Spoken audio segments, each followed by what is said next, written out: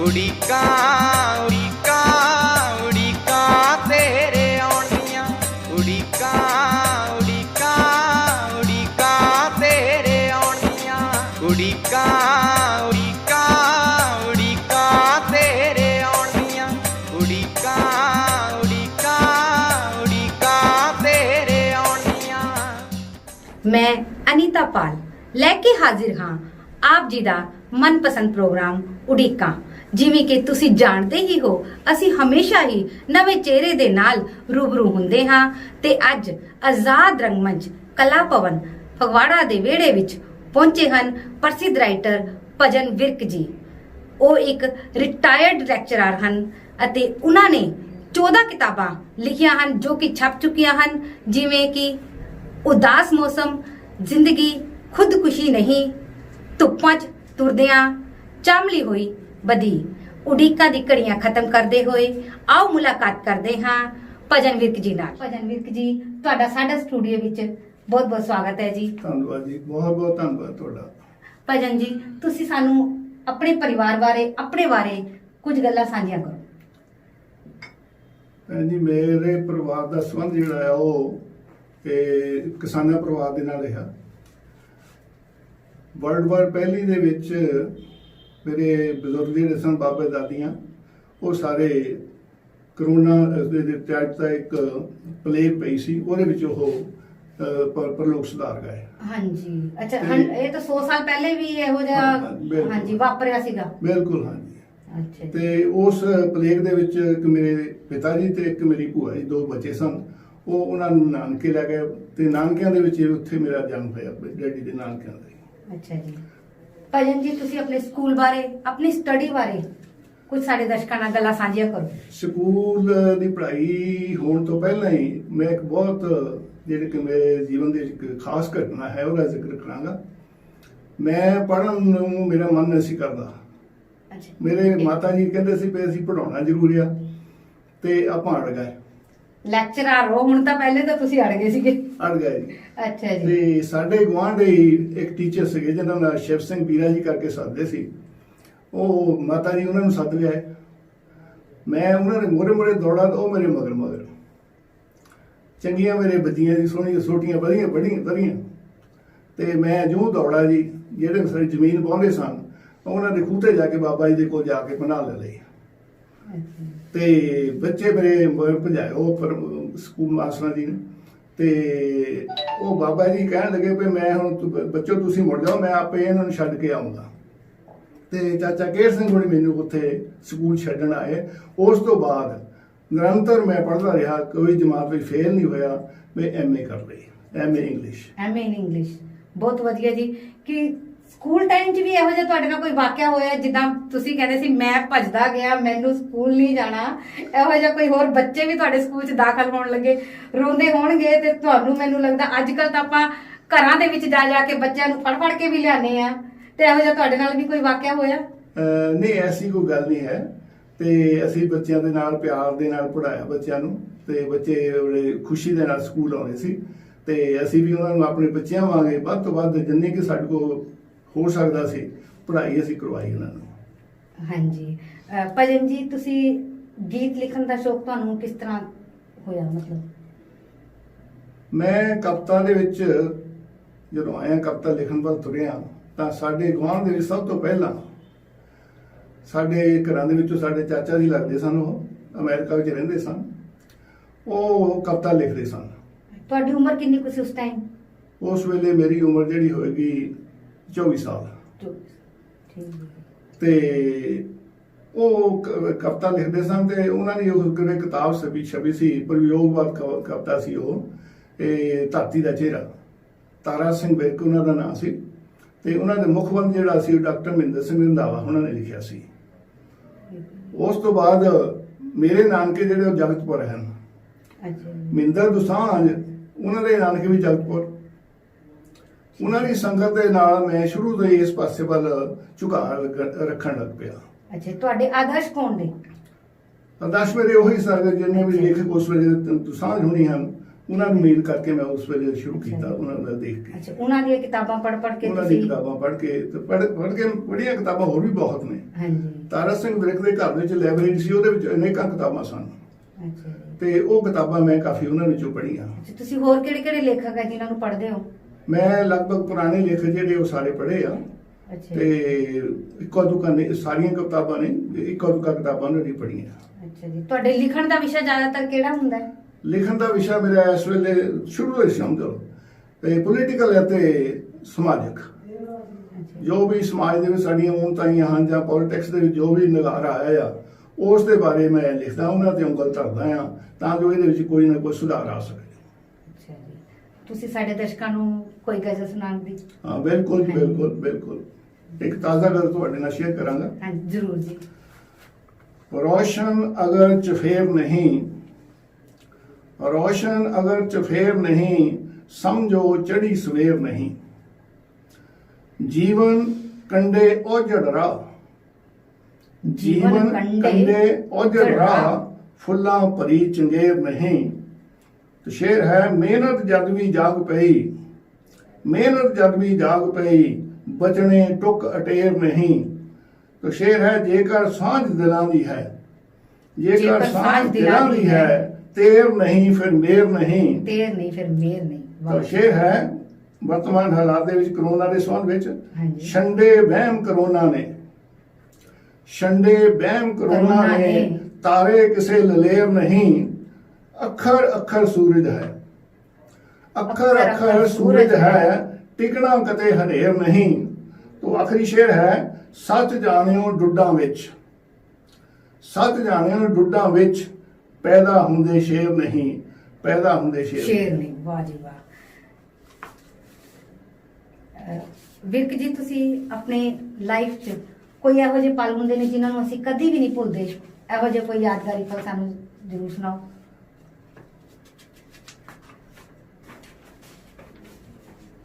ਜੀਵਨ ਦੇ ਵਿੱਚ ਅਨੇਕਾਂ ਘਟਨਾਵਾਂ ਵਾਪਰਦੀਆਂ ਜਿਹਦੇ ਕੁਝ ਘਟਨਾਵਾਂ ਤਾਂ ਸਾਡੇ ਦਿਲ ਦੇ ਉੱਤੇ ਹੀ ਮਤਲਬ ਚਿੰਨ੍ਹ ਜਿਹੜੇ ਉਹ ਸਾਡੇ ਦਿਲ ਦਿਮਾਗ ਦੇ ਉੱਤੇ ਬਣੇ ਰਹਿੰਦੇ ਹਾਂਜੀ। ਤੇ ਮੈਂ ਮਹਿਸੂਸ ਕਰਦਾ ਕਿ ਘਟਨਾਵਾਂ ਤਾਂ ਬਹੁਤ ਅਨੇਕਾਂ ਵਾਪਰੀਆਂ ਹਨ, ਪਰ ਸਭਨਾਂ ਦਾ ਜ਼ਿਕਰ ਕਰਨਾ ਜਿਹੜਾ ਉਹ ਮੁਸ਼ਕਲ ਹੈਗਾ ਆ। ਤੇ ਸਭ ਤੋਂ ਵੱਡੀ ਗੱਲ ਜਿਹੜੀ ਹੈ ਉਹ ਮੈਂ ਆਪਣੇ ਬੱਚਿਆਂ ਦੇ ਨਾਲ ਸੰਬੰਧ ਰੱਖੂੰਗਾ। ਹਾਂਜੀ ਜ਼ਰੂਰ ਜੀ। ਕਿਉਂਕਿ ਮੇਰਾ ਬੇਟਾ ਜਿਹੜਾ ਉਹ ਦੁਖਦਾਈ ਘਟਨਾ ਹੈ, ਲੇਕਿਨ ਉਹ ਪੋਜ਼ਿਟਿਵ ਹੋਈ, ਸਿੱਧ ਹੋਈ ਬਾਅਦ ਵਿੱਚ। ਉਹ ਕੋਠੇ ਦੇ ਉੱਤੋਂ ਡਿੱਗ ਪਿਆ। ਅੱਛਾ ਜੀ। ਤੇ ਉਸ ਦੀ ਲੱਤ ਟੁੱਟ ਗਈ ਤੇ ਸਿਰ ਦੇ ਉੱਤੇ ਵੀ ਕਾਫੀ ਚੋਟਾਂ ਆਈਆਂ। ਉਸ ਨੂੰ ਜਲੰਧਰ ਦਾਖਲ ਕਰਾਉਣਾ ਪਿਆ ਤੇ ਪ੍ਰਮਾਤਮਾ ਦੀ ਮਿਹਰ ਸਦਕਾ ਵਧੀਆ ਡਾਕਟਰ ਮਿਲ ਗਏ ਤੇ ਉਹ ਬਿਲਕੁਲ ਠੀਕ ਹੈ ਤੇ ਇਸ ਵੇਲੇ ਉਹ ਇੰਗਲੈਂਡ ਦੇ ਵਿੱਚ ਹੈ। ਅੱਛਾ ਜੀ। ਤੇ ਤੁਸੀਂ ਆਪਣੇ ਸਾਡੇ ਦਰਸ਼ਕ ਨੇ ਜਿਹੜੇ ਨੌਜਵਾਨ ਨੇ, ਉਹ ਹੁਣ ਅੱਜ ਕੱਲ ਪੜ੍ਹਨ ਦਾ ਸ਼ੌਕ ਉਹਨਾਂ ਨੂੰ ਬਹੁਤ ਘੱਟ ਆ, ਉਹਨਾਂ ਦਾ ਪੜ੍ਹਨ ਵੱਲ ਰੁਝਾਨ ਘੱਟ ਕਿਉਂ ਹੈ? ਇਹਦੇ ਬਾਰੇ ਕੁਝ ਕਹਿ ਸਕਦੇ ਹੋ? ਅਸਲ ਵਿੱਚ ਅੱਜ ਕੱਲ ਜਿਹੜੇ ਮੀਨਸ ਆਫ ਕਮਿਊਨੀਕੇਸ਼ਨ ਹੈਗੇ ਆ ਉਹ ਬਹੁਤ ਵੱਧ ਗਏ ਆ, ਜਿਹਦੇ ਵਿੱਚ ਇੰਟਰਨੈਟ ਵਗੈਰਾ ਹੈਗਾ, ਮੋਬਾਈਲ ਵਗੈਰਾ ਹੈਗਾ। ਬੱਚੇ ਦਾ ਧਿਆਨ ਜਿਹੜਾ ਉਸ ਪਾਸੇ ਵੱਲ ਜ਼ਿਆਦਾ ਚਲਾ ਗਿਆ ਤੇ ਸਿੱਧੇ ਦੇ ਤੌਰ ਤੇ ਕਿਤਾਬ ਜਿਹੜੀ ਹੈ ਉਹ ਬਿਲਕੁਲ ਅਣਗੌਲਿਆ ਰਹਿ ਗਈ ਹੈ। ਹਾਂਜੀ, ਪਰ ਜਿਹੜਾ ਲੇਖਕ ਆ ਉਹਦੇ ਮੋਢਿਆਂ ਤੇ ਤਾਂ ਭਾਰ ਸਮਾਜ ਨੂੰ ਜਿਹੜਾ ਸੇਧ ਦੇਣੀ ਹੈ, ਇਹੋ ਜਿਹਾ ਇੰਨਾ ਵੱਡਾ ਜ਼ਿੰਮੇਵਾਰੀ ਹੈਗੀ ਹੈ। ਤੇ ਉਸ ਲੇਖਕ ਨੂੰ, ਨਵੇਂ ਲੇਖਕ ਜਿਹੜੇ ਆ ਰਹੇ ਆ, ਉਹਨਾਂ ਨੂੰ ਤੁਸੀਂ ਕੀ ਕਹਿਣਾ ਚਾਹੋਗੇ? ਨਵੇਂ ਲੇਖਕਾਂ ਵਾਸਤੇ ਮੈਂ ਸੁਝਾਅ ਦੇਵਾਂਗਾ ਕਿ ਉਹ ਜੀਵਨ ਦੀ ਸਹੀ ਨਬਜ਼ ਜਿਹੜੀ ਆ ਉਸ ਨੂੰ ਪਛਾਣਨ। ਜੋ ਵੀ ਸਮਾਜ ਦੇ ਵਿੱਚ ਜਾਂ ਸਮਾਜ ਦੇ ਸਾਡੇ ਪੋਲੀਟੀਕਲ ਖੇਤਰ ਦੇ ਜੋ ਵੀ ਘਾਟਾਂ ਹਨ ਜਾਂ ਉਨਤਾਈਆਂ ਹਨ ਜਾਂ ਨੁਕਸ ਹਨ, ਉਹਨਾਂ ਦੇ ਬਿਲਕੁਲ ਉਹਨਾਂ ਨੂੰ ਜਾਣਕਾਰੀ ਹੋਣੀ ਚਾਹੀਦੀ ਆ। ਸਿੱਧੇ ਦੇ ਤੌਰ ਤੇ ਉਹ ਦੂਸਰੇ ਆਪਣੇ ਜੋ ਵੀ ਉਹ ਕਵਿਤਾ ਗਜ਼ਲ ਵਗੈਰਾ ਜੋ ਵੀ ਲਿਖਦੇ ਆ ਉਹਦੇ ਵਿੱਚ ਉਸ ਨੂੰ ਲੋਕਾਂ ਤੱਕ ਪਹੁੰਚਾ ਸਕਣ। ਭਜਨ ਵਿਰਕ ਜੀ, ਤੁਹਾਨੂੰ ਕਈ ਸਕੂਲਾਂ ਦਾ ਸੇਵਾ ਕਰਨ ਦਾ ਤੁਹਾਨੂੰ ਮੌਕਾ ਮਿਲਿਆ, ਕਈ ਸਕੂਲਾਂ ਵਿੱਚ, ਤੇ ਤੁਸੀਂ ਦੱਸ ਸਕਦੇ ਹੋ ਤੁਸੀਂ ਕਿਹੜੇ ਸਕੂਲ ਵਿੱਚ ਸੇਵਾ ਕਰਦੇ ਰਹੇ ਹੋ ਤੇ ਤੁਹਾਡਾ ਵੱਖ-ਵੱਖ ਸਕੂਲਾਂ ਦੇ ਵਿੱਚ ਸਫ਼ਰ ਤੁਹਾਡਾ ਕਿਹੋ ਜਿਹਾ ਰਿਹਾ? ਮੇਰੇ ਟੀਚਿੰਗ ਦੇ ਸਫ਼ਰ ਦੇ ਵਿੱਚ ਬਹੁਤ ਲੰਬਾ ਸਫ਼ਰ ਹੈ, ਲੇਕਿਨ ਉਹ ਬਹੁਤਾ ਦੌੜ ਭੱਜ ਵਾਲਾ ਨਹੀਂ ਹੈ। ਅੱਛਾ ਜੀ। ਮੈਂ ਸਭ ਤੋਂ ਪਹਿਲਾਂ ਜਦੋਂ ਮੈਂ ਐਮਏ ਇੰਗਲਿਸ਼ ਕਰਕੇ ਚੰਡੀਗੜ੍ਹ ਤੋਂ ਆਇਆ ਤਾਂ ਸਾਡੇ ਪਿੰਡ ਦੇ ਵਿੱਚ ਉਸ ਵੇਲੇ ਪਹਿਲਾਂ ਮਿਡਲ ਸਕੂਲ ਪ੍ਰਾਇਮਰੀ ਸਕੂਲ ਸੀ ਉਹ, ਤੇ ਉਹਨਾਂ ਨੇ ਹਾਈ ਸਕੂਲ ਜਾਂ ਮਿਡਲ ਸਕੂਲ ਬਣਾਉਣ ਦਾ ਮਨ ਬਣਾ ਲਿਆ। ਸਿੱਧੇ ਦੇ ਤੌਰ ਤੇ ਅਸੀਂ 6ਵੀਂ ਜਾਂ 7ਵੀਂ ਦੋ ਜਮਾਤਾਂ ਜਿਹੜੀਆਂ ਉਹ ਪਿੰਡ ਦੇ ਵਿੱਚ ਸ਼ੁਰੂ ਕੀਤੀਆਂ, ਤੇ ਪ੍ਰੋਪਰ ਸਰਵਿਸ ਦੇ ਆਉਣ ਤੋਂ ਪਹਿਲਾਂ ਮੈਂ 8-9 ਮਹੀਨੇ ਆਪਣੇ ਪਿੰਡ ਦੇ ਸਕੂਲ ਦੀ ਸੇਵਾ ਕੀਤੀ ਤਾਂ ਜੋ ਇਹ ਅਪਡੇਟ ਹੋ ਸਕੇ। ਅੱਛਾ ਜੀ। ਭਜਨ ਜੀ, ਤੁਸੀਂ ਸਾਡੇ ਦਰਸ਼ਕਾਂ ਨੂੰ ਅਗਲੀ ਗਜ਼ਲ ਕਿਹੜੀ ਸੁਣਾਉਣ ਜਾ ਰਹੇ ਹੋ? ਮੈਂ ਤੁਹਾਡੇ ਸਾਹਮਣੇ ਅਗਲੀ ਗਜ਼ਲ ਜਿਹੜੀ ਉਹ ਪੇਸ਼ ਕਰਦਾ ਹੈ, ਉਹ ਵੀ ਸਮਾਜ ਦੇ ਨਾਲ ਸੰਬੰਧਿਤ ਹੈ। ਹਾਂਜੀ। ਨਿਰਦੰਦ ਕੀ ਜੀਵਨ ਹੈ ਗਿਣਦਾ ਹੀ ਰਹੇ ਘੜੀਆਂ, ਨਿਰਦੰਦ ਕੀ ਜੀਵਨ ਹੈ ਗਿਣਦਾ ਹੀ ਰਹੇ ਘੜੀਆਂ, ਆਸਾਂ ਨਾ ਪੁਗਾ ਸਕਦਾ ਸੋ ਰਹਿਣ ਸਦਾ ਦੜੀਆਂ। ਤੋ ਸ਼ੇਰ ਹੈ ਸਾਡੇ ਤਾਂ ਮਨਾਂ ਅੰਦਰ ਹਿਲਜੁਲ ਹੀ ਅਨੋਖੀ ਹੈ, ਸਾਡੇ ਤਾਂ ਮਨਾਂ ਅੰਦਰ ਹਿਲਜੁਲ ਹੀ ਅਨੋਖੀ ਹੈ, ਨਕਸ਼ਾ ਨਾ ਕੋਈ ਉਭਰੇ ਨਾ ਜੁੜਨ ਕਦੀ ਕੜੀਆਂ। ਤੋ ਸ਼ੇਰ ਹੈ ਮੂਰਖ ਨੇ ਹਯਾਤੀ ਨੂੰ ਇੱਕ ਨਰਕ ਬਣਾ ਛੱਡਿਆ, ਮੂਰਖ ਨੇ ਹਯਾਤੀ ਨੂੰ ਇੱਕ ਨਰਕ ਬਣਾ ਛੱਡਿਆ, ਜਾਂਦਾ ਹੈ ਕੁਰਾਹੇ ਹੀ ਛੱਡੇ ਨਾ ਕਦੀ ਅੜੀਆਂ। ਤੋ ਸ਼ੇਰ ਹੈ ਜੀਵਨ ਚ ਰਹੇ ਸਾਡੇ ਭਾਗੋਂ ਦੇ ਸ਼ਰਾਟੇ ਹੀ, ਜੀਵਨ ਚ ਰਹੇ ਸਾਡੇ ਭਾਗੋਂ ਦੇ ਸ਼ਰਾਟੇ ਹੀ, ਮਾਨਣ ਨਾ ਮਿਲੀਆਂ ਨੇ ਬਰਸਾਤ ਦੀਆਂ ਝੜੀਆਂ। ਤੋ ਸ਼ੇਰ ਹੈ ਚੇਲਾ ਹੈ ਜੋ ਨੇਤਾ ਦਾ ਉਹ ਖੁਦ ਨੂੰ ਖੁਦਾ ਮੰਨੇ, ਨੇਤਾ ਹੈ ਜੋ ਚੇਲਾ ਹੈ ਜੋ ਨੇਤਾ ਦਾ ਉਹ ਖੁਦ ਨੂੰ ਖੁਦਾ ਮੰਨੇ, ਉਹ ਰੋਬ ਦਿਖਾਉਂਦਾ ਹੈ ਹਰ ਇੱਕ ਨੂੰ ਦਵੇ ਤੜੀਆਂ। ਤੋ ਸ਼ੇਰ ਹੈ ਦਾਵੇ ਜੋ ਅਸੀਂ ਕਰੀਏ ਦਾਵੇ ਨੇ ਨਿਰੇ ਫੋਕੇ, ਦਾਵੇ ਜੋ ਅਸੀਂ ਕਰੀਏ ਦਾਵੇ ਨੇ ਨਿਰੇ ਫੋਕੇ, ਪਹਿਲਾਂ ਦੀ ਤਰ੍ਹਾਂ ਲੋੜਾਂ ਮੂੰਹ ਅੱਡੀ ਅਜੇ ਖੜੀਆਂ। ਤੋ ਸ਼ੇਰ ਆਖਰੀ ਹੈ ਝੋਲੀ ਤਾਂ ਗਰੀਬਾਂ ਦੀ ਖਾਲੀ ਦੀ ਰਹੀ ਖਾਲੀ, ਝੋਲੀ ਤਾਂ ਗਰੀਬਾਂ ਦੀ ਖਾਲੀ ਦੀ ਰਹੀ ਖਾਲੀ, ਤੋਲੇ ਦੀ ਸ਼ਰਾਰਤ ਹੈ ਤੋਲੇ ਉਹ ਜਿਵੇਂ ਧੜੀਆਂ, ਤੋਲੇ ਦੀ ਸ਼ਰਾਰਤ ਹੈ ਤੋਲੇ ਜਿਵੇਂ ਧੜੀਆਂ। ਭਜਨ ਜੀ, ਤੁਸੀਂ ਸਾਨੂੰ ਬਹੁਤ ਹੀ ਵਧੀਆ ਕਵਿਤਾ ਸੁਣਾਈ ਜੋ ਕਿ ਅੱਜ ਦੇ ਮਾਹੌਲ ਤੇ ਬਿਲਕੁਲ ਪੂਰੀ ਤਰ੍ਹਾਂ ਢੁਕਦੀ ਹੈ। ਭਜਨ ਜੀ, ਤੁਹਾਡੀ ਜਿਹੜੀ ਕਵਿਤਾਵਾਂ ਛਪ ਚੁੱਕੀਆਂ ਨੇ, ਕਿਤਾਬਾਂ ਛਪ ਚੁੱਕੀਆਂ ਨੇ, ਕਿ ਉਹਨਾਂ ਬਾਰੇ ਤੁਸੀਂ ਦਰਸ਼ਕਾਂ ਨੂੰ ਕੁਝ ਦੱਸੋਗੇ ਸਾਨੂੰ? ਮੇਰੀਆਂ ਹੁਣ ਤੱਕ 14 ਕਿਤਾਬਾਂ ਜਿਹੜੀਆਂ ਛਪ ਚੁੱਕੀਆਂ ਹਨ। ਸਭ ਤੋਂ ਪਹਿਲੀ ਕਿਤਾਬ ਜਿਹੜੀ ਹੈ ਉਹ ਉਦਾਸ ਮੌਸਮ, ਉਸ ਤੋਂ ਬਾਅਦ ਹੈ ਇਹ ਉਦਾਸ ਮੌਸਮ 78 ਦੇ ਵਿੱਚ ਛਪੀ ਸੀ। ਅੱਛਾ। ਫਿਰ 88 ਦੇ ਵਿੱਚ ਅਹਿਸਾਸ ਦੀ ਅੱਗ, ਉਸ ਤੋਂ ਅੱਗੇ ਹੈ ਸਰਾਪੇ ਪਲ, ਸੂਰਜ ਅਤੇ ਸਿਜਦਾ 94 ਦੇ ਵਿੱਚ। 96 ਦੇ ਵਿੱਚ ਪਹਿਲਾ ਗਜ਼ਲ ਸੁਣਿਆ ਜਿਹੜਾ ਆ ਉਹ ਪੀਰ ਦਾ ਦਰਿਆ ਆ, ਜਿਹਦੀ ਇੰਟਰੋਡਕਸ਼ਨ ਜਿਹੜੀ ਆ ਮੈਂ ਜਿਨ੍ਹਾਂ ਨੂੰ ਬਹੁਤ ਸਤਿਕਾਰ ਦੇ ਨਾਲ ਬੁਲਾਉਣਾ ਯਾਦ ਕਰਦਾ ਆ, ਤੇ ਚਾਨਣ ਗੋਬਿੰਦਪੁਰੀ ਦੀ, ਉਹਨਾਂ ਨੇ ਉਸ ਦੀ ਇੰਟਰੋਡਕਸ਼ਨ ਲਿਖੀ। ਤੇ ਮੋਸਟਲੀ ਮੈਂ ਆਪਣੇ ਆਪ ਨੂੰ ਮੰਨਦਾ ਵੀ ਮੈਂ ਜੋ ਗਜ਼ਲ ਦੇ ਵਿੱਚ ਦੇਣ ਹੈ ਉਹ ਉਹਨਾਂ ਦੀ ਹੈ, ਕਿਉਂਕਿ ਮੈਂ ਉਹਨਾਂ ਨੂੰ ਉਸਤਾਦ ਤਾਂ ਨਹੀਂ ਧਾਰਿਆ, ਲੇਕਿਨ ਮੇਰੀ ਰਹਿਨੁਮਾਈ ਉਹਨਾਂ ਦੀ ਮੈਨੂੰ ਮਿਲਦੀ ਰਹੀ ਆ। ਤੇ ਉਸ ਤੋਂ ਬਾਅਦ ਹੈ ਡਾਚੀਆਂ ਦੀ ਪੈੜ, ਇਹ 99 ਦੇ ਵਿੱਚ ਛਪੀ ਹੈ। ਉਸ ਤੋਂ ਬਾਅਦ ਫਿਰ ਤੁਹਾਡੇ ਕੋਲ 2003 ਦੇ ਵਿੱਚ ਜ਼ਿੰਦਗੀ ਖੁਦਕੁਸ਼ੀ ਨਹੀਂ, ਤੋਂ 5 ਤੁਰਦਿਆਂ ਚਾਮੜੀ ਹੋਈ ਬਦੀ। ਹਾਂਜੀ। ਤੇ ਤੁਹਾਡੀ ਹੁਣ ਆਉਣ ਵਾਲੀ ਕੋਈ ਰਚਨਾ ਜਿਹਦੇ ਤੁਸੀਂ ਆਉਣ ਵਾਲਾ ਜਿਹੜਾ ਪ੍ਰੋਜੈਕਟ ਹੈ ਉਹਦੇ ਬਾਰੇ ਕੁਝ ਦੱਸਣਾ ਚਾਹੋਗੇ ਦਰਸ਼ਕਾਂ ਨੂੰ? ਮੇਰਾ ਕੰਮ ਅਗਲੀ ਕਿਤਾਬ ਦਾ ਕੰਮ ਜਿਹੜਾ ਉਹ ਚੱਲਦਾ ਹੈ, ਲੇਕਿਨ ਟਾਈਮ ਤਾਂ ਲੱਗ ਜਾਂਦਾ ਹੈ, ਸਾਲ 2 ਸਾਲ ਦਾ ਲਿਖਣ ਨੂੰ ਲੱਗ ਜਾਂਦੇ ਆ। ਤੇ ਕੁਝ ਗਜ਼ਲਾਂ ਉਹਦੀਆਂ ਮੈਂ ਕਾਫੀ ਮਤਲਬ ਲਿਖੀਆਂ ਵੀ ਹੈਗੀਆਂ ਤੇ ਨਿਰੰਤਰ ਜਾਰੀ ਹੈ। ਅੱਛਾ ਜੀ, ਤੁਸੀਂ ਲਿਖਣ ਲਈ ਵੀ ਕੋਈ ਟਾਈਮ ਮੁਕਰਰ ਕੀਤਾ ਹੋਇਆ ਹੈ ਵੀ ਅਸੀਂ ਸਵੇਰੇ ਹੀ ਲਿਖਣਾ ਹੈ, ਜਾਂ ਫਿਰ ਰਸਤੇ 'ਚ ਕਿਤੇ ਜਾਂਦੇ ਤੁਹਾਨੂੰ ਕੋਈ ਵਾਕਿਆ ਦਿਖ ਜਾਂਦਾ ਆਪਾਂ ਉਦੋਂ ਹੀ ਲਿਖ ਲੈਂਦੇ ਆ, ਜਾਂ ਕੋਈ ਖਾਸ ਟਾਈਮ ਤੁਸੀਂ ਬੰਨ੍ਹਦੇ ਹੋ ਵੀ ਮੈਂ ਹੁਣ ਲਿਖਣ ਲਈ ਬੈਠਣਾ ਜਾਂ ਘੰਟਾ 2 ਘੰਟਾ ਮੈਨੂੰ ਚਾਹੀਦੇ ਆ? ਨਹੀਂ, ਕਵਿਤਾ ਜਿਹੜੀ ਆ ਉਹ ਟਾਈਮ ਦੇ ਨਾਲ ਬਚੀ ਹੋਈ ਹੈ, ਸਮੇਂ ਦੇ ਨਾਲ ਕਵਿਤਾ ਨਹੀਂ ਬਚਦੀ ਹੈ। ਇਹ ਤਾਂ ਸਮਾਂ ਆਏ ਤੇ ਤੁਹਾਨੂੰ ਉਹ ਟਾਈਮ ਜਿਹੜਾ ਉਹ ਲਿਖਣ ਲਈ ਤੁਹਾਨੂੰ ਦੇਣਾ ਪਏਗਾ। ਅੱਛਾ ਜੀ, ਜਦੋਂ ਵੀ ਭਾਵਨਾਵਾਂ ਫੁਰਦੀਆਂ ਨੇ ਤੇ ਉਸੇ ਟਾਈਮ ਕਲਮ ਚੁੱਕਣੀ ਪੈਂਦੀ ਹੈ ਜੀ। ਹਾਂਜੀ। ਭਜਨ ਜੀ, ਤੁਸੀਂ ਜਿਹੜੀ ਕਵਿਤਾਵਾਂ ਲਿਖੀਆਂ ਨੇ ਕਿ ਉਹਨਾਂ ਚੋਂ ਕੋਈ ਗੀਤ ਜਾਂ ਗਜ਼ਲ ਰਿਕਾਰਡ ਵੀ ਹੋਏ ਨੇ? ਉਹਨਾਂ ਦੇ ਵਿੱਚੋਂ ਇੱਕ ਗਜ਼ਲ ਹੁਣੇ ਵੀ ਦਿਲ ਬਹਾਰ ਸ਼ੌਕਤ ਉਹਨਾਂ ਦੇ ਉਦਮ ਦੇ ਨਾਲ ਰਿਕਾਰਡ ਹੋਈ ਆ, ਜਿਨ੍ਹਾਂ ਨੂੰ ਗਾਇਆ ਹੈਗਾ ਆ ਰਜ਼ਾ ਹੁਸੈਨ ਜੀ ਨੇ। ਅੱਛਾ ਜੀ, ਇਹ ਕੰਪਨੀ ਕਿਹੜੀ ਹੈਗੀ ਹੈ ਜੀ? ਸੁਪਰ ਸੰਗੀਤ ਮਿਊਜ਼ਿਕ ਕੰਪਨੀ। ਸੁਪਰ ਸੰਗੀਤ ਮਿਊਜ਼ਿਕ ਕੰਪਨੀ। ਹਾਂਜੀ, ਬਹੁਤ ਵਧੀਆ ਜੀ। ਭਜਨ ਜੀ, ਤੁਸੀਂ ਸਾਡੇ ਦਰਸ਼ਕਾਂ ਨੂੰ ਹੋਰ ਕੋਈ ਗਜ਼ਲ ਸੁਣਾਏ?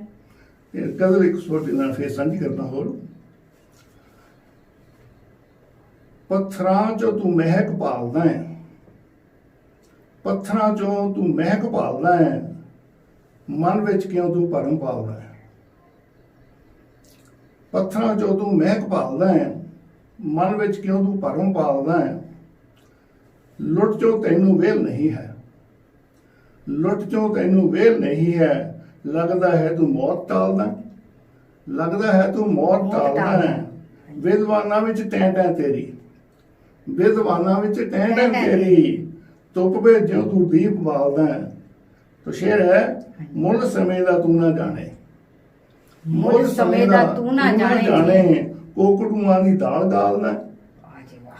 ਤੋ ਸ਼ੇਰ ਹੈ, ਯਾਦ ਰਹੇਗੀ ਤੇਰੀ ਕਰਨੀ, ਯਾਦ ਰਹੇਗੀ ਤੇਰੀ ਕਰਨੀ। ਪੱਥਰਾਂ ਵਿੱਚ ਤੂੰ ਭਾਵ ਢਾਲਦਾ, ਪੱਥਰਾਂ ਵਿੱਚ ਤੂੰ ਭਾਵ ਢਾਲਦਾ, ਪੱਥਰਾਂ ਵਿੱਚ ਤੂੰ ਭਾਵ ਢਾਲਦਾ ਹੈ।